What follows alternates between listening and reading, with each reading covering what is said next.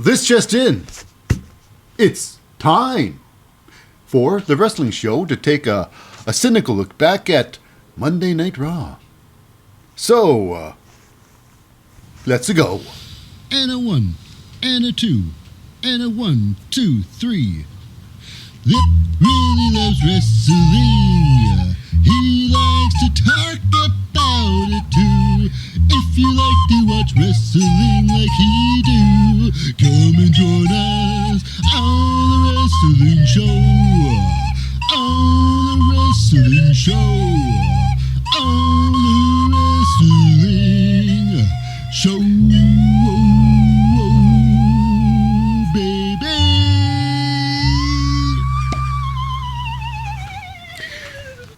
Well, welcome to the wrestling show. I'm your most fickle host, Lip Hazlewood, and this is a very cynical look back at the latest episode of Representing the WWE and live from, won't believe this, it's the CHI Health Center in Omaha, Nebraska. It's Monday Night Raw. Air date, October the 10th, 2023. This episode is the aftermath, the fallout of Fastlane. Lots happened in Fastlane. It's true. 3 big championship title matches. Okay, so now before we dive into the show, just a quick shout out to the non-competitors. That's right. They are the glue that holds the building together. First and foremost, representing the authority figure, it's Adam Pearce. Next, getting all the pre-match interviews and all the backstage scoops, they are the team of Byron Saxton and Jackie Redmond. Of course, and then heading into the ring with the announcer. New announcer for Monday Night Raw, it's Mike Rome. Wherever I may roam, there's Mike Rome doing the stuff. Okay, I don't know, but regardless. And then, of course, last but certainly not least, it's the commentary crew, the play-by-play guys, the hosts, and I call them the narrators of the whole damn show. They are the team of. Now, he's my personal favorite. Hands down, he's the best out there. He is, his voice is raspy, yet very soothing. He's gotta be a future Hall of Famer. I've got a man crush on this guy, and he is Wade Barrett. And backing up Wade Barrett, it's the longtime veteran of well over 25 years. It's Michael Cole. And now, without any further ado-s, it's time to start the show. So, we start with a little bit of your, I guess, heavyweight champion of Raw. It's Seth Rollins. And my goodness, Seth Rollins, he comes in there. I mean, Seth Rollins, I guess he's a fashionista. I guess you'd call him a fashionista in the show. Now, because he's known for his high fashion or clown fashion. I don't know. Right now, he's looking quite silly. He's looking silly. Like, usually he wears these ridiculous... Sometimes he breaks out those big rubber boots. Big, silly rubber boots. This time, he does it himself again. I think Seth Rollins, they say, dress for the job you want. I think Seth is looking forward to become, I believe, the 6th member of KISS, or the 5th member of KISS. I can't remember how many members are in KISS, but I think there's 4 members of KISS. 5th member of KISS. And he's dressed like it too. His boots, oh my goodness, they're hilarious. They're the new moon boots. And they got like, good 9 inches. Good 9 inches of heel. It is spectacular. You know, to gripe on about it, I truly believe Seth Rollins' wife has got a lot to do with what Seth Rollins is wearing in that ring. That's why he looks like a mess. But he wears it with great confidence, which really helps. But anyways, he's talking enough about what he's dressed at. What's going on in the show now? He's talking about what just happened at Fastlane. Him defeating Shinsuke Nakamura in a, I guess, last man standing match. It was a big match, and he says he's going to be a fighting champion. But, since he does have a broken back still, and he wants this day off, he wants a day off. And then that's when it's like, okay, well, you know what? First of all, champions rarely fight. You know, so it's like I don't know why you're saying that for. You got. It's ridiculous. So I think champions really only fight like once a month. You know. Okay. Regardless, Drew McIntyre comes in there. Oh my goodness, his music is blaring. So he comes down there and basically he wants he gives some kudos and whatnot. I believe you know. Yeah. Anyway, so he comes down there and he basically wants a challenge. He's calling out a challenge. No, instead of attacking you, I'm calling you out face to face. I want to challenge you, and at Fastlane. You know, I want you at the best, at your best. Because Seth Rollins was saying that you want a challenge, you got it. Well, he said once Fastlane, so you got a Fastlane. Yeah, Fastlane, you got it. So let's celebrate. I'd say, yeah. So he's appreciative of not being attacked by, Drew McIntyre. Okay, so the match is, I guess, it's agreed upon. The handshake, it's agreed upon that the match at next pay-per-view will be on, at Crown Jewel. So they want this, it's going to be a Crown Jewel thing. And like I say, Seth Rollins is all about it. And Drew McIntyre leaves the ring area to head to the back and finds out that why Seth Rollins is not in the ring alone. No, sirree, Bob. He's attacked from behind by the Judgment Day. It's not just anybody from Judgment Day. It is Damian Priest from behind, clobbers him from behind, and just like he starts just bashing him up. Now here's where I think it's hilarious with Drew McIntyre. His thing is like he doesn't like. I don't like getting involved with things that's not my business. If it's not my business, I don't like getting involved. Of course, understood. But here's the thing. Earlier on, just seconds ago, Drew McIntyre was saying that I want Seth Rollins at his 100%, even though it'll never happen because if he's got a broken back, he's not going to be 100%, until that's actually healed. But anyways, so he says he wants Seth Rollins at his 100%, and he turns and walks away. And then you got yourself Damian Priest attacking. Now, if he wants Seth Rollins as 100%, he's going to go back in there and help Seth Rollins out so he's not attacked. Protect him. Protect his assets, so to speak. But no, he doesn't do anything. He's like, oh, hey, it's happening. What am I going to do about it? I promised myself I wouldn't be the hero. But then Dominic Mysterio, he gets called, he gets chimed in by Damian Priest. Dominic, bringing the belt, bringing the Money in the Bank briefcase. I'm asking you, Dominic. So Dominic runs in there with his briefcase. But he gets stopped by Drew McIntyre. He'll beat up Dominic Mysterio. Dominic did nothing wrong. Ridiculous. So yeah, Drew McIntyre.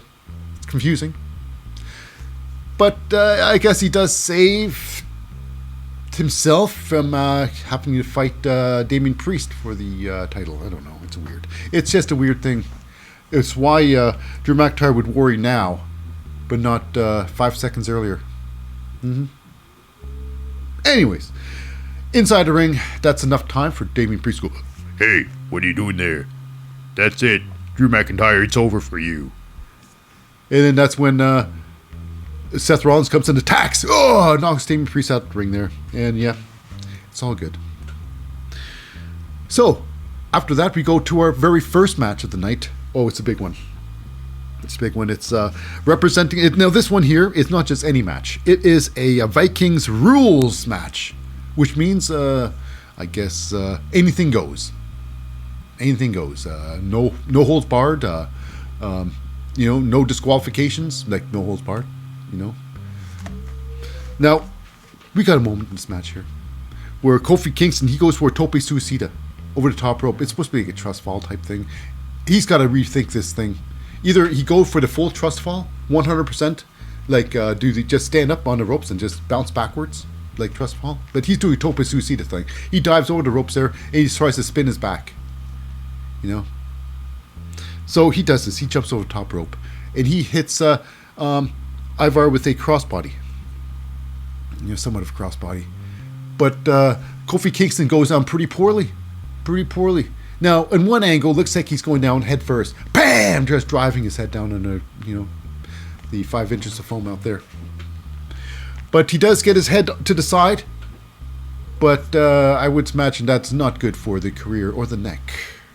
The fight goes on, however. Fight does go on.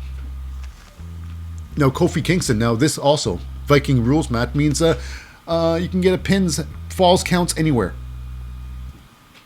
Yeah, Viking rules match. It just covers a whole gambit.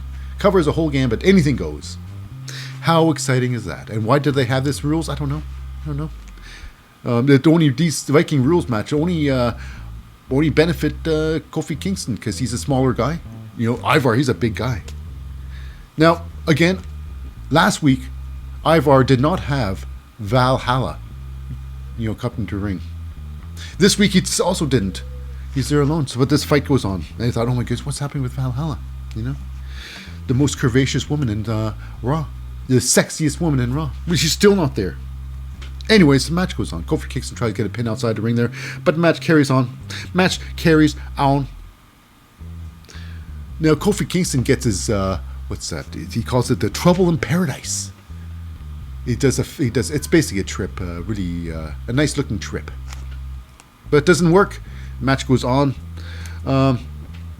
Ivar ends up getting a power bomb on to Kofi Kingston. Now, this match was a very good match. Close to match of the night. This was good. Now, we had a big moment. Kofi Kingston set up a table outside the ring there earlier on. Ivar goes to the top rope. Well, he's going to the ropes there. He gets grabbed by his beard, by his big, woolly beard, and thrown off the top rope. He goes right through the table. Whammo! Big spot, huge spot. Kofi Kingston goes for the kill, but it's Valhalla. She pops out from underneath the commentating table. I guess Wade was like, no, not yet. Anyways, Valhalla pops up and then jumps like a feral animal, jumps on Kofi Kingston. Now, Valhalla. Like I say, Valhalla is super sexy. She's got a great curvaceous body. Now, here's the thing. They're dressing her up like, they're so much, she looked like Hawkman at once, like Wolverine. Ugh. And now, they're covering right up, and she's like she's like, how do I say this now? She looks like a Gene Simmons from Kiss, the Demon. That's right. Her makeup looks like, it's weird. It's like, you know what? We're gonna be inspired by Gene Simmons' Kiss image, the Demon, and she was like, like a badger. She was all angry and fierce. So yeah, new thing, Valhalla, yeah. And then it's she looks down Xavier Woods. He comes down to the ring there thinking he can do something about it. Maybe I can do something about Valhalla. But Valhalla is just too much woman for Xavier Woods can handle. Val runs at him, and she just dives herself over top the timekeeper's area. But that gave enough time for Ivar to go jump into action with a massive low cross body press. Just crushes Xavier Woods onto the mat. It is hilarious. But then that took a lot out of Ivar. He was rolled back into the ring there by Kofi Kingston. Kofi goes for the SOS. That's right. No, the Trouble in... Yeah, well, I mean, the first one. This is Trouble in Paradise. The Trouble in Paradise is kick, I believe. The SOS is the flip bump. Okay, so anyways. Carrying on. So, Kofi Kingston's going for the Trouble in Paradise, yeah. But then he goes for the jump. Ivar catches him in midair, whammo, and then launches him into and through the table that was set up in that ring. It's leaning against one of the turnbuckles there. And then that was it for Kofi Kingston. Now Kofi, new gear. He's going for the old basketball shorts, Nice look. I mean, someone's got to wear the basketball shorts. If Angelo Dawkins is not wearing the basketball shorts anymore, someone's got to pick up the basketball, shorts. Moving on. Enough with the complaining about Kofi Kingston and loss. Because after that, big old smashing through the table, Ivar goes to the top rope. And with one hell of a moonsault. Ivar is about maybe 350 pounds, 300, close to 400 pounds. This guy's a big man. This guy would kill you if he moonsaults you. Oh yeah. Anyway, it was very devastating. Ivar, I always say he's a damn great talent, and I would like to see more. I mean, I'm seeing a lot of Ivar. I mean, Ivar is just. I mean, we've been seeing a lot of Ivar, but he's just been fighting the New Day because apparently Eric's been injured by the New Day, so he's getting revenge. But I would like to see. I really would like to see more Ivar. Ivar is just that damn entertaining, that damn skilled. Yeah, he's got the skills that pays the bills, baby. I truly think so. Truly think so. So yeah, after the celebration, Ivar and Val doing their posing in that ring. Mm-hmm. That's right, Val with the crazy dreadlocks. Dreadlocks! Whoa, human down, human! Okay, that's enough with the sound effects, I suppose. Okay, after that, we got ourselves a question we've all been asking, or been thinking about asking. It's asked by Byron Saxon to Shinsuke Nakamura after his huge, humiliating loss against Seth Rollins. Mm-hmm. Not his first loss, second loss to Seth Rollins. No, what's going to happen? You know, does he go back to the bottom? What's he going to do? Is he going to go back and wants another chance at the belt again? But I guess the question is answered with the Ricochet, because Shinsuke always try to make an example of Ricochet before the, to Seth Rollins. You know, so now it's the payback time. Ricochet is attacks Shinsuke Nakamura in his interview section, thinking there's nothing. That's okay. I'll just attack him because I said I was going to attack him, so this is a good time to attack him. So he does. So after that, we move on. And it's speaking of attacked, we go backstage and it's Damian Priest choking the living hell out of JD McDonough. You done it again, JD. You cost us a championship belt. Now I'm mad. Mad. He didn't say really anything like that, but he was still angry. Mad, yeah, I'm Damian Priest and I'm mad. So, anyways. And then he's put down there because Dominic Mysterio, Finn Balor, and Rhea Ripley come down there. But Rhea Ripley has something she had to say. She's got, you know what, do you want to make this right? You got to prove yourself, you know? So you must prove yourself by taking care of Drew McIntyre. That's right. Take him to some dinner, make sure he's fed well, and then take him home. More like a fight. Anyways, we all knew that. Okay, so he's got a job to do. Now, moving on to our next match, it is the women's division. It's Raquel Rodriguez versus Nia Jax. Now, will Raquel get her revenge on Nia Jax? Now, you can tell. Nia Jax, they like each other, so it wasn't too brutal of a match for Nia Jax to destroy, Raquel Rodriguez. Now, Nia Jax did do a lot of throwing of Raquel around the ring, you know, just throwing into the ring post, and outside the ring she threw her around too, trying to throw her through the old, the timekeeper's area. Now, you can tell a lot by the person's wrestling ability by their wear down move. You know, if their wear down move looks like it's going to tear someone's head off, or looks like it's an actual finisher, that is a good quality, wrestler that knows how to stretch time with a good quality move. Nia Jax, she puts on this, looks like a, Cobra Clutch. You know, this move here would look like you can make a ragdoll out of anybody. But it was just like, looks like she was just posing and so on. Okay, catch your breath now. Catch your breath. Okay. So after that, Raquel, she tries to turn things around by giving a Samoan drop to Nia Jax, but her back gave out. No! That's her spine cracking. Okay, so near the end of the match here, Nia Jax thinks she's got everything under control. She goes for her big old finishing move, the old bonsai drop. She's calling it something different. Can't quite remember what it is, but the bonsai drop. She goes out the ropes there, but however, Raquel Rodriguez, she goes from underneath. Between the old legs of Nia Jax, and then with the massive power bomb. Now this could have been bad for Nia Jax. Nia Jax taking this powerbomb shot. She goes down. She double bumps this. She goes down on her spine, on her, tailbone, and then she goes down on her back. So it's pretty bad. Looked pretty bad. It could have been really bad. But regardless, after that happens, we got ourselves a little bit of Rhea Ripley. She has some things she got to take care of, and this is what she's got to take up right now. Take care of her business right now. So she runs in the ring there, and she grabs Raquel Rodriguez. And as soon as Rodriguez was grabbed, the bell goes off. It's disqualification time. No, they didn't say who won or who lost through the disqualification. I can only imagine because Raquel was thrown out.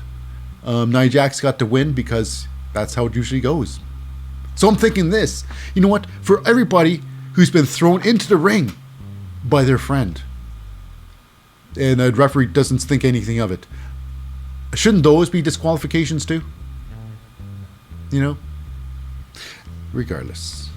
So here's where the hilarity ensues. Now Rhea Ripley, she doesn't want any part of, Raquel, so she's tossing her outside the ring so she can do the beatings on Nia Jax. And that's what she does. She beats up Nia Jax. She kicks her to the ground. She just beats the holy hell out of Nia Jax. Nia stands there just to take a whole spin kick to the head because she knows she deserves it for what she did to Rhea Ripley like last month. Some serious... Yeah, there was some stiff. This is just some little bit of paper. So she gets kicked in the head. After that, it's Raquel. She gets up. Instead of helping out, Rhea Ripley beat up some Nia Jax. She beats up Nia Jax, or Rhea Ripley. She clotheslines her, and then Rhea Ripley just knocks down, Raquel with a headbutt. She goes down.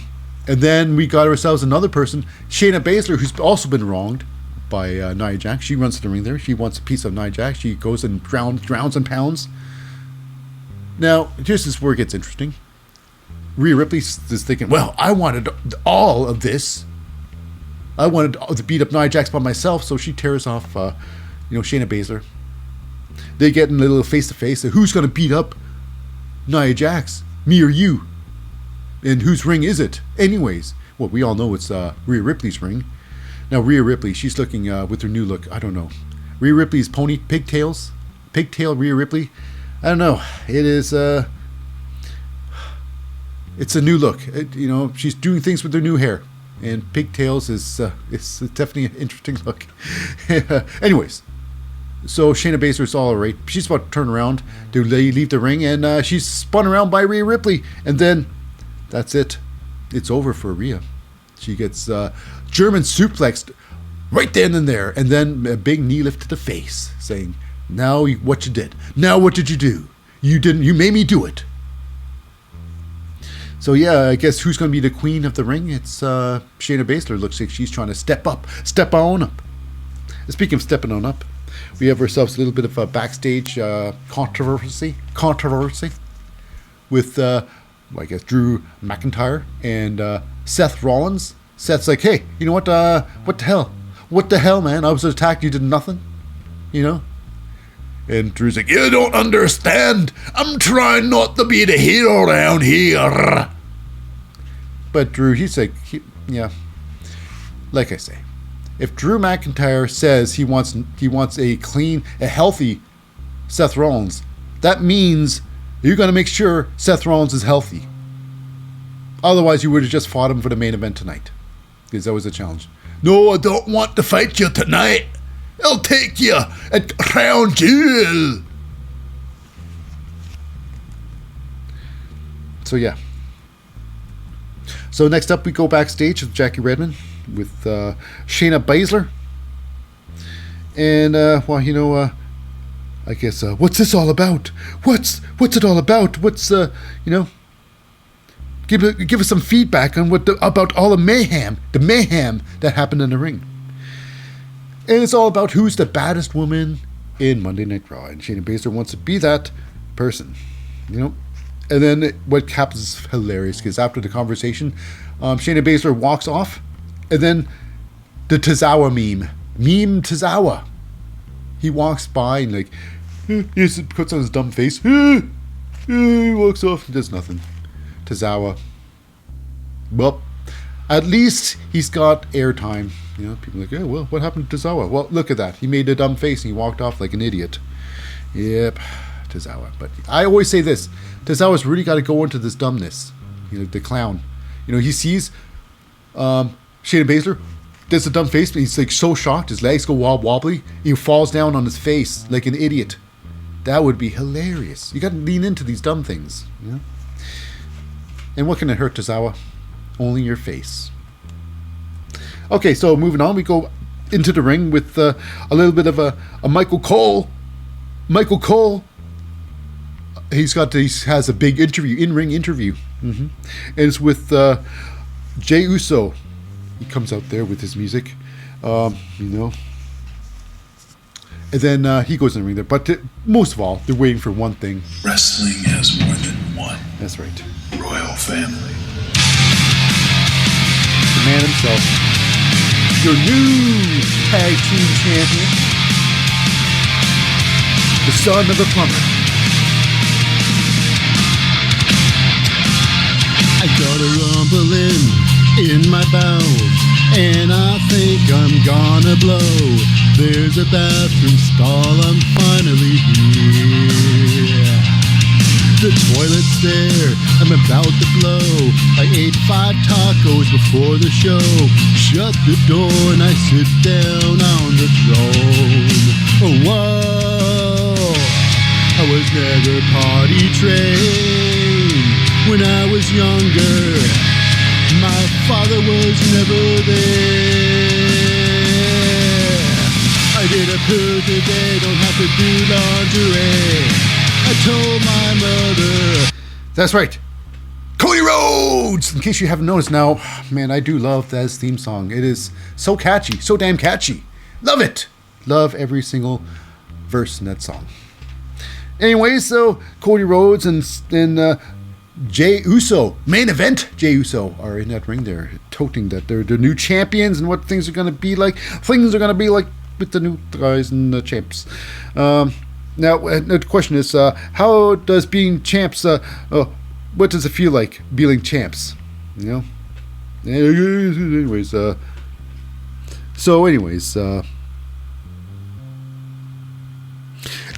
funny thing is, in this thing, Michael Cole was really ragging on Cody Rhodes. It was some great stuff. He's talking about now that you're now the tag team champions, Cody Rhodes. Now have you given up? Have you finished the story now with you tag team? Now your main goal, you finished your story. You want to be the main champion.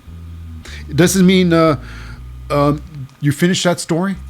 Because we all know you lost. You came this close to winning the championship belt, you know. And just like your dad, as you failed to capture the gold, just like your dad, are you too scared to try that again? So yeah, you fell short just like your dad did. Wow. Now I'm reiterating all these lines over and over again, but those lines were there. Now it's like I say, now what will that be your story? It's like, oh, Cody was not ready for those. He was not ready for those questions there, and the face Cody gave was almost in tears. How dare you, Michael Cole? The fans are going to turn on me. It's hilarious. Anyways, before you can muster up at least a couple of tears with that question, we got ourselves the saviors, I suppose. It's a team of Sami Zayn and Kevin Owens. Kevin Owens come down there, and you know, Sami talks about the story of the Usos, of them and the Usos. You know how they had the longest. They had to tell the tag team championships for a record time, until of course Sami Zayn and Kevin Owens beat them for those very belts. But before Sami Zayn and Kevin Owens can get a rematch, why? Well, they lost. The Sami Zayn and Kevin Owens lost their belts to the Judgment Day, and before they can get a rematch, why? Sami Zayn, or I should say, Jey Uso and Cody Rhodes, they become champions, and he gives kudos. So yeah, well, congratulations for beating, you know, the Judgment Day. But it is us that should be holding those belts. It's true. Now here we go. Kevin Owens, however, he's just straight up not happy. Not happy at all. Now, he challenges Cody Rhodes and Jey Uso for a match for the main event tonight's show. Oh my goodness. But he didn't think, it's not going to happen. Because clearly, Jey Uso wouldn't want to lose his titles to us 2 times. 2 times. So I don't think this is going to happen. But here's the thing. It's Cody Rhodes takes the microphone and speaks for everybody and says, "That's right. We will take that match. You're on." And then after, it's just a cordial. Kevin Owens leaves the ring. Sami Zayn with the good old handshake. Okay, then, let's do it. But it was good to seeing Cody Rhodes not using, what do you want to talk about? What do you want to talk about? Anyways, moving on. We have a little bit of the Alpha Academy. Chad Gable trying to pump himself up for his big match. Now, it's Otis is there, giving him slaps across his chest, making him, like, painful. And then it's Maxine Dupree there. Now, Chad Gable says, no, he lost to Gunther twice. He should be on the bottom of the rank. Should be working his way up from the bottom. But, however, he's got a triple threat match for the number 1 contendership. And he plans on winning this to put him on track to become the champion again. I'm sorry, but if you win this match, you have, not just on track, you got your match. You got your match. You know, no track there. You just got to win your next match. So, however, this is a triple threat match for the number 1 contendership. And we got ourselves his competitor. It's big, bad Bronson Reed. Oh, he's a just crazy talent. Crazy talent. One of my favorite wrestlers. He's that damn good. You know, you can just grab Chad Gable in real life and just squash him to a ball, and that's it. You know? But anyways, he's talking about, you know what? Yeah, you know what? I'm beating you, and I'm beating you too. Both of you, I'm beating the both of you. That's right, I'm destroying. That's right, so Bronson Reed saying he's going to take them both out. It's okay.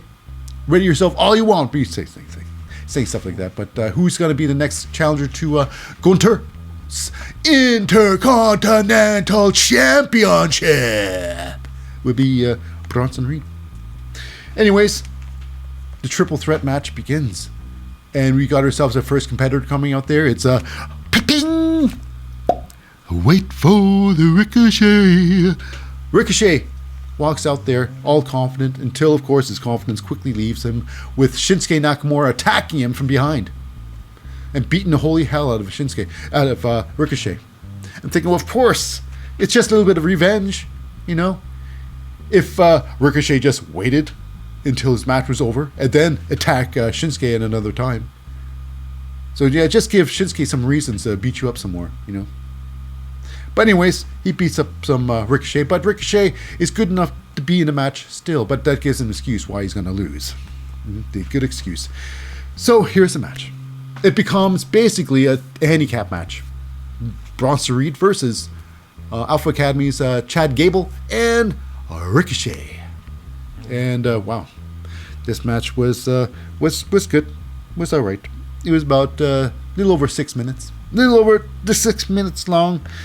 You know, as a triple threat match, you don't really expect it. It was a lot of fun, but surprisingly, this was very good. I really enjoyed this match. I surprised myself for liking this. I don't usually like triple threats because it's too rehearsed, too coordinated, you know. But this one here was, I guess I just like Bronson Reed. What can I say? They try to double team him a lot. Bronson Reed's a big man, doesn't get pushed around too easy. But we got some segments here where, you know, Ricochet's thrown on top of Bronson Reed. But mostly it's Bronson Reed just destroying everybody. He puts Chad Gable on top of the top rope there, picks up Ricochet on the shoulders for a fireman's carry, and then picks up Chad Gable on top of, you know, Ricochet, and then, you know, Samoan drops them both. Pretty impressive strength of power. And speaking of impressive strengths of power, feats of power, Chad Gable, he has to have his moment in there. He gets waist lock on Bronson Reed, and then the slow motion suplex. That's right. The slow motion German suplex takes place. Bronson Reed goes outside the ring there. Then Ricochet, of course, he's got to do his tope suicide over the top rope. Looking great. Great form. Squashing some Bronson Reed. Now inside the ring here is our final sequence. Chad Gable, they're on top of the rope there. Chad Gable tries to go and give Ricochet a massive German suplex off the top rope, the very top rope. He throws Ricochet off. Ricochet, with his fast reflexes, lands on his feet. However, his knee gets buckled. Oh, no! Chad Gable, thinking quickly, he grabs Ricochet from the waistlock again, and with his, I suppose you can call it the wheelbarrow suplex, the chaos theory, whatever you call it. He put it on him, But before he can get the pin, Bronson Reed's back in the ring, picks up Ricochet, throws him on top of Chad Gable. It's the beginning of the end, baby. After that, he stacks them both up, and then gives them both a running senton, crushes them both. Chad Gable gets off lucky. He rolls to one side. Bronson Reed grabs Ricochet, pulls him towards the corner. One tsunami later, I would say, this is legitimately the second most devastating splash in all of wrestling. The first one goes to Ivar, because Ivar gets more height. But nevertheless, so, damn, I wouldn't want to get splashed by this. If you got a bad stomach, you're going to be like a tube of toothpaste. I tell you what. So moving on, next week, which is going to be the premiere of Raw. The premiere of Raw next week, big one. It's going to be Intercontinental Championship match where the Ring General Gunther versus Bronson Reed. Could we have a new Intercontinental Champion? I'd say the odds are very good. Gunther's got nothing to prove anymore. He's already the greatest Intercontinental Champion that ever lived. And it took him very little time to do it. Anyways, moving on backstage, we got ourselves Jackie Redman again with, Becky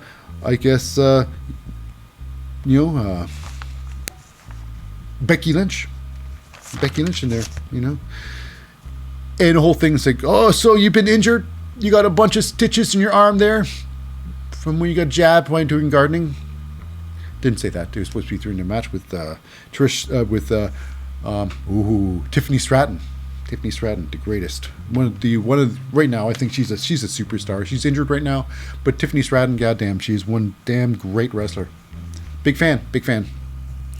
Anyways, so are you ready for Tegan Nox tonight? And of course, what does Becky Lynch do first? Why, she's got a book, and she likes to publish that. She likes to get some sales on that book. Anyways, so she's ready. It's for a fight of her life. And this is where it gets interesting. Weird, because it's Xia Li comes in there. Xia Li. Xia Li, she's been doing nothing this year. Zero. She's been doing zero work this year for the WWE. Nothing. Zero. And she comes out and says, when's it my turn? When's it your turn? I'm surprised Becky Lynch even remembers who she is. She should really say, I'm sorry, who are you again? Do you work here? That's what the answer should, but that's what the response should have been. Do I know who you are? You're dressed like a wrestler? Yeah. So it's hilarious. She's been doing nothing. It's like, what about me? I've been sitting on the sidelines for over almost a year. Almost a full year. What about my turn? It's so weird. Anyways, our next match. It's a big one. It's Drew McIntyre versus JD McDonough. This was great. This was a really, really good match. JD McDonough really is a great wrestler. I think JD McDonough is one of the best in the business right now. He's not doing much work, but JD McDonough is one of the great wrestlers. Great mic skills. He's, he's misused right now. He's underused. But JD, he's main event material, hands down. But this match, JD McDonough, he knows how to wrestle. Drew McIntyre brings in his Karen, his sword. I got my sword! Yeah, well. So anyways, JD tries to put up a good fight. JD is much smaller. He's a much smaller guy than Drew McIntyre. Drew has got at least 75 to 100 pounds on JD McDonough. JD's no tiny guy either. He's a big guy. Got some muscles. But JD, he knows. Whew. Now, there was a back body drop. They all noticed this one. Because he got high. He posted high on Drew McIntyre's shoulders when he got lifted. And JD, if the referee was standing behind Drew McIntyre, he would have got launched right over the referee standing still. It was beautiful.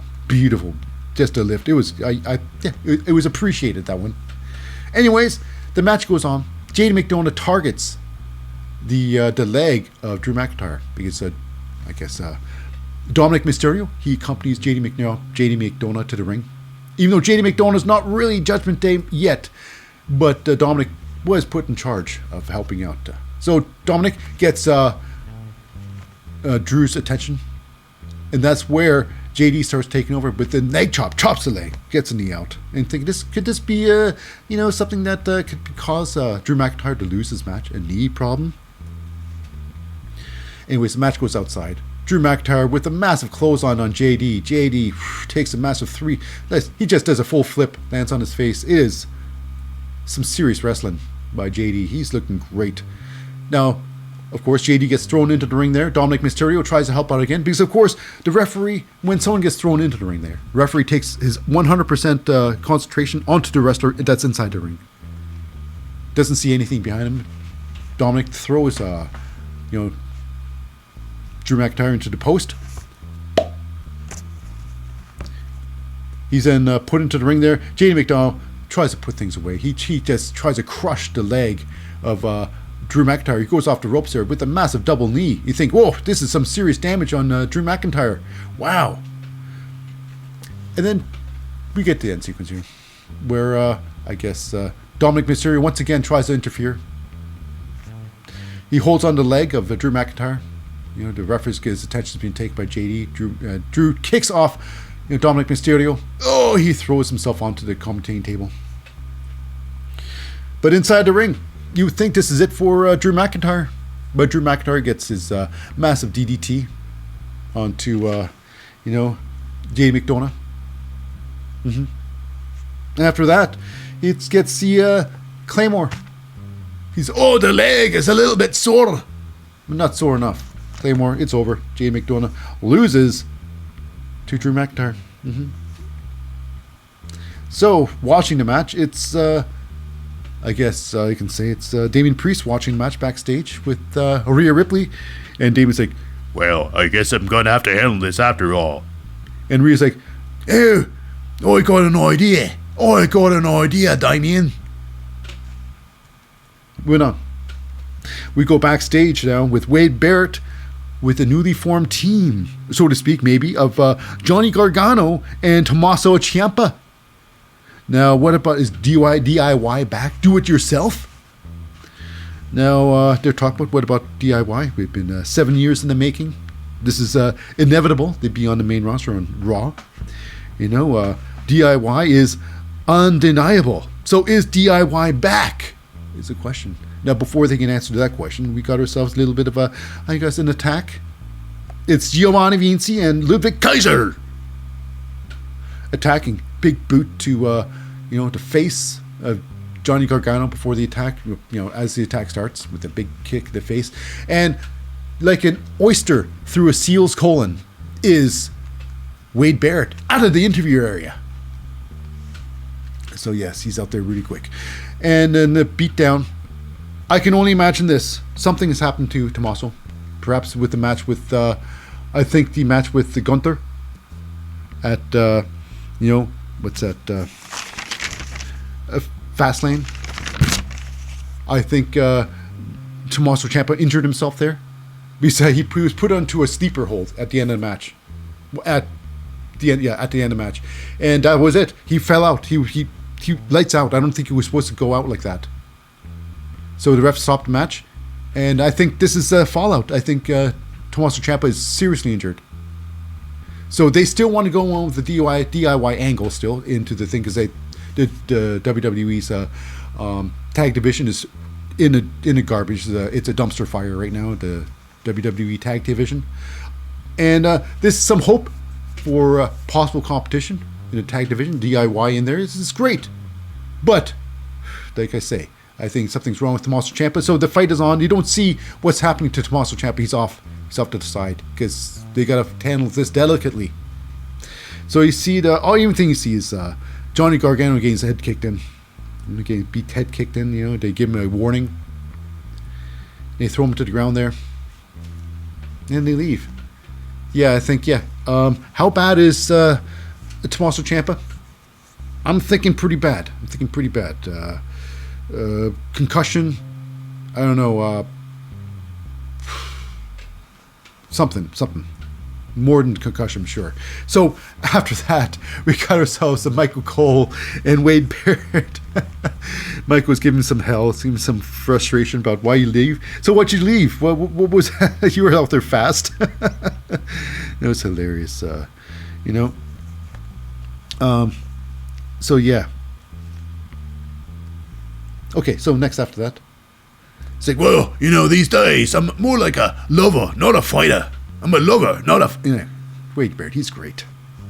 Anyways, so yeah, that's why Wade Barrett left. He doesn't need to get his hands dirty. He's not a fighter anymore. Anyways, I think Wade Barrett could have handled himself, but he didn't have to, and he shouldn't do because anyways, they're pushing a storyline. He couldn't get involved with that. So speaking of what's going on, we go before pre-match talk, pre-match interview with Jackie Redmond and with Tegan Nox.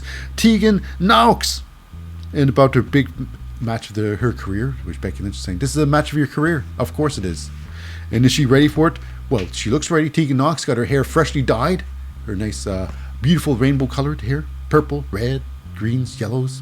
All the beautiful colors. Very freshly, a fresh coat, I gotta say.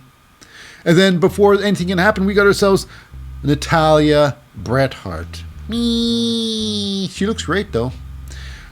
Anyway, she's ever since losing badly to Tegan Nox, she's, I hope you, I'm rooting for you. I'm proud of you. Mm-hmm. So now the match. Well, before the match, we go backstage. It's with Adam Pearce with Ricochet. Adam Pearce is giving some, I guess, encouragement that, hey, guess what? Now, we had to get Rita removed from Shinsuke from the building, but next Monday, you'll have a match with Ricochet. It'll be a Falls Count anywhere. So it's going to be pretty big. Pretty big. And speaking of big, we got ourselves our NXT Championship title match. Tegan Nox versus Becky Lynch. Now, this match here was about 14 and a half minutes. This was a barn burner. This was a good match. It was a fun match. It was low. It was good. It wasn't a lot of high flying. There was a lot of chain wrestling in here. A lot of pin attempts going on. You know, like I say, Becky Lynch. Any Becky Lynch match, she will go off the top rope. Any reason to do it, she's going to do it. It doesn't look great, but she does it. Now we got this moment here where Tegan Nox gets a regular armbar, onto Becky Lynch, and Michael Cole's calling it, oh, the disarmor. It's like there's a huge difference, disarmor and a regular armbar. A disarmor is done with your opponent lying on their back, lying on their belly, and you sitting on their back. You know, an armbar is completely different. Armbar is when you're lying on your back and the legs are across the chest, stretching your arm out. He just got that all confused. Maybe his notes were wrong. Maybe it was supposed to be a disarmor here instead. Anyways, moving on. Becky Lynch goes on a top rope and with a drop kick solo, top rope drop kick, she gets told horizontally, as horizontal as you can possibly get off the top rope. I mean, I seen people get Austin Theory. He gets some more height standing than Becky Lynch off the third rope. It is weird. Anyways, Becky Lynch tries to go for the disarmor first time. Doesn't happen. Tegan Nox breaks out of it. Tegan Nox goes for a nice roll-up. Well, this is the end sequence. Tegan Nox goes for a roll-up on Becky Lynch. Becky flips things around and then gets the disarmor again on Tegan Nox. Tegan taps out. That sucks for Tegan Nox. So we go backstage now. Becky Lynch retains the NXT Championship gold. Now we go backstage with Adam Pearce talking, giving some news. Giving some news to, what's that? giving news to Indy Hartwell and the Candice LeRae about Johnny Gargano and of course Tommaso Ciampa. Johnny Gargano's hurt, but he's going to be okay. But however, Tommaso Ciampa is another story. He may be really injured, so they're not coming back on him yet. But yeah, like I say, Tommaso Ciampa, he's going to be out for a little bit. But before this is over, we got ourselves Rhea Ripley. You get out of here! Get out of here right now! I've got to talk to Adam Pearce about something. Anyways, it's all about it's Rhea Ripley. She wants she's got a division. She's got division in order. She's got to get the division in order, apparently. What does that mean? Well, she wants Shayna Baszler next week, and she's going to get it. So, right next up, we go backstage. Tegan Nox licking her wounds with a big loss. And then we got ourselves a little bit of a, I guess, Natalya, Bret Hart there, consoling Tegan Nox. And then they've got Caden Carter and Katana Chance. We haven't seen them in forever. They come in there, give them their condolences. And then we got ourselves my favorite. It's Chelsea Green. She's so amazing. With her amazing comedy skills and timing, comes in there and she starts talking about, hey, this is a pity party. What's going on? Talk about the pity party that's going on. And Tally gets into her face. Really? Getting in Chelsea Green's face? And then Chelsea's like, don't you ever get in my face. Or don't you ever interfere with me again. Or else. It's like, or else what? And Piper Niven's taking her time. She's looking over for Piper Niven to step in. And she does. And then it's going to be Piper Niven versus Natalya in the near future. And who knows what's going to happen. Is Natalya going to turn things around again? Or is this going to be a run over? Anyways, after that, we go a little face-to-face. Jey Uso and Drew McIntyre. Drew McIntyre still does not believe that Jey Uso turned a leaf. He still doesn't trust Jey Uso. Sami Zayn's back there to make sure everything's okay. And it's like, hey, I understand. Hey, everything's okay. It's like, remember, we have a match next. So you got to get ready for that. But Sami Zayn's fully aware of what's going to happen next. And it is our main event tag team match of the night. It's going to be Kevin Owens, Sami Zayn challenging your current champions of Cody Rhodes and Jey Uso. That's right. Wrestling has more than one. So it's going to be big. Family. This match here, it was a lot of fun. Now, tag ropes were used kind of, but the referee completely lost track of the match. It was hilarious. Now, what's great about this match here? Now, they fight outside the ring a couple of times. Now, the first time they fight out of the ring, they fight outside for a good, oh my goodness, for about a minute and 15, minute 20 seconds outside the ring. Legitimate seconds. Referee doesn't care. They fight outside again through commercial break, but it is like, what is going on? Because they bring the fight back inside, to fight back outside again. Now, everybody was really doing tags, shooting the tag ropes, except for Cody Rhodes. Cody Rhodes had this interesting thing. Now, Cody Rhodes, he grabs a tag rope. Now, this is not the first time this has happened. Now, before Cody Rhodes gets a tag, he lets go of the tag rope. Forget this shit. Tag me. And he uses the other hand to tag in. Makes no sense at all. He lets go of the tag rope before he gets tagged in. The referee's like, no tag. I would have done it. I said, nope. What are you doing that? The tag rope's there so you hold on to it while you're being tagged. It's not like, nope, it's now lava. Whatever, Cody Rhodes. Cody Rhodes. No, Cody does get the Cody cutter, the crossroads onto Sami Zayn early in the match. Kevin Owens breaks that up. And then Kevin Owens, he gets the old stunner onto Jey Uso. Cody Rhodes breaks that up, so it's a lot back and forth. People could have won this match, but they didn't. Now, after the Cody Rhodes breaks up the cutter, the pin attempt on Jey Uso, Cody pulls out Jey Uso from the ring. Jey Uso and Kevin Owens are the same, the legal people in the ring, in the match. So after they go outside, Sami Zayn goes for a tope suicida, crushes both Cody Rhodes and Jey Uso. Kevin Owens goes out there, throws Jey Uso back in the ring there, goes to the top rope for a swanton bomb. He hits nothing but knees. Now, this is the end sequence here. Jey Uso with a massive super kick to Kevin Owens' face.